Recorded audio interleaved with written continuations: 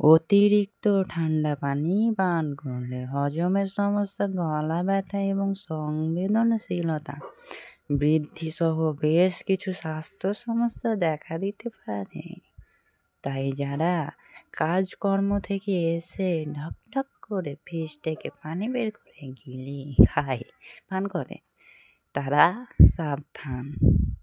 এটি অ্যাকালাসিয়া এবং মাইগ্রেনের মতো বিদ্যমান অবস্থাগুলিকে আরও খারাপ করতে পারে। যদিও এটি গরম আবহাওয়ায় সাময়িক স্বস্তি দিতে পারে, তবে কিছু ব্যক্তির জন্য এর সম্ভাব্য ক্ষতি উপকারের চেয়ে বেশি। অতিরিক্ত ঠান্ডা পানি পানের নির্দিষ্ট প্রভাব।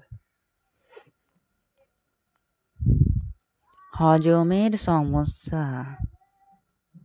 ঠান্ডা পানি পাকস্থলী সংকুচিত করে এবং শরীরের জন্য খাদ্য প্রক্রিয়াকরণ কঠিন করে তোলে।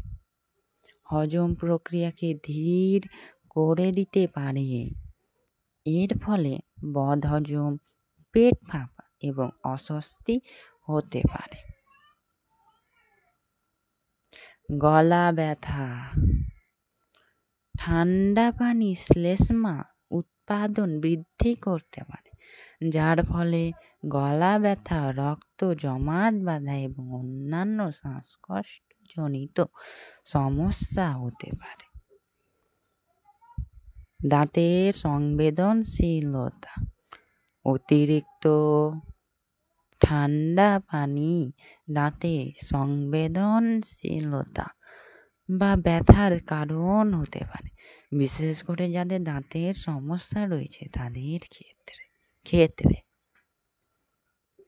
বিদ্যমান অবস্থার তীব্রতা। যাদের অ্যাকালাসিয়া অন্ননালিকাকে প্রভাবিত করে এমন একটি ব্যাধি বা মাইগ্রেনে আক্রান্ত, তারা ঠান্ডা জল পান করার পরে তাদের লক্ষণগুলি অবনতি অনুভব করতে পারে। সুতরাং বন্ধুরা, ঠান্ডা পানি খান, কিন্তু পরিমিত। ভালো থাকুন, সুস্থ থাকুন।